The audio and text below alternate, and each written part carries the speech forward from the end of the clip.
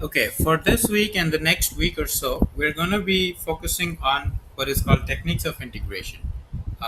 Since integration is a very important tool and it's not as straightforward as taking derivatives, we need to have certain strategies for certain kinds of integral. Before that, I'm going to do a quick review. Of course, you can view the week zero material for your Calc 1 review or if you have your notes and stuff. Two basic tools you learn in Calc 1 is differentiation and integration, which are inverse processes of each other.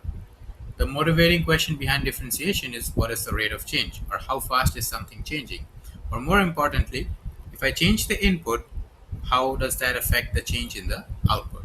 Yeah. For example, if you travel 20 miles in 2 hours and your position plotted against time looks something like this, we can define speed to be the change in position over change in time, giving you 10 miles per hour. We can generalize this as rate of change is the change in output over change in input.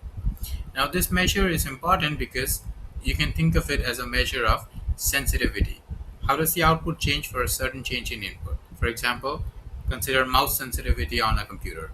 When you're playing a game, if you can set your mouse sensitivity so that when you move a mouse a certain distance, your cursor moves at a certain speed.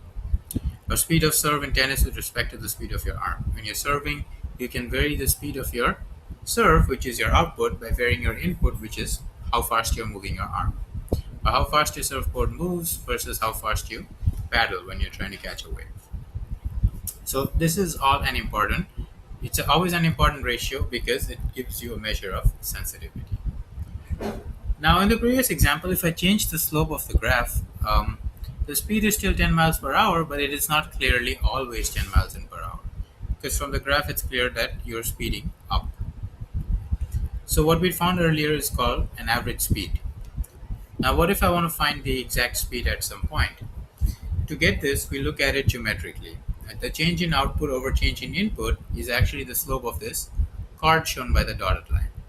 To find the change at any point x, we let this chord approach our test point. We bring it closer and closer and closer so that finally at 3 it becomes the slope of the tangent line, and that's defined as the derivative of the function, which is this particular limit as h goes to 0 of f of x plus h minus f of x over h. Concept check, verify that this actually is a change in output over change in input. You may have to rewrite h in a smart way to see that. Now the reverse process or the inverse process of taking derivative is antiderivative or integration. It happens to give the answer to the question how much area is covered under a graph.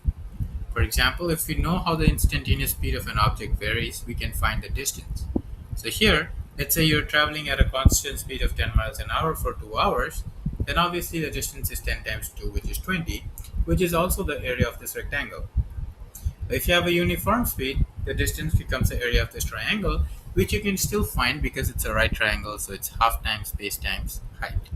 However, in the general case, it's an area under the curve.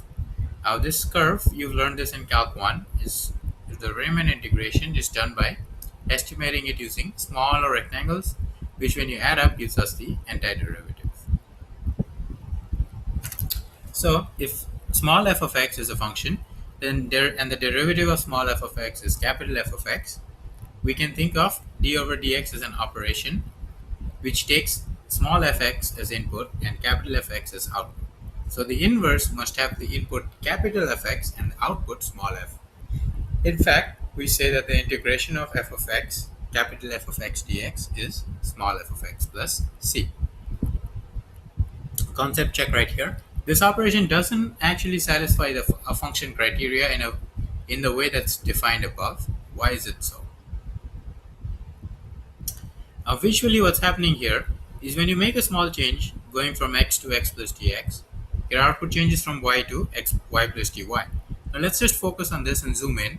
So what's happening here is this length is dx and this length is dy. dy over dx is the slope, and this area here can be approximated as dx times f of x at that point. And then you add over each of these small rectangles.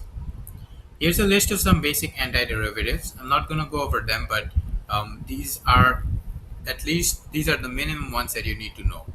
There's some missing. For example, the all the hyperbolic functions are missing. There's only cosh x and sin x here. Others are missing.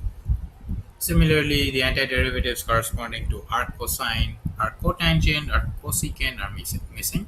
But these are the essential ones that you really need to know. Next video, we will be discussing some integration methods that you've seen before, like substitution.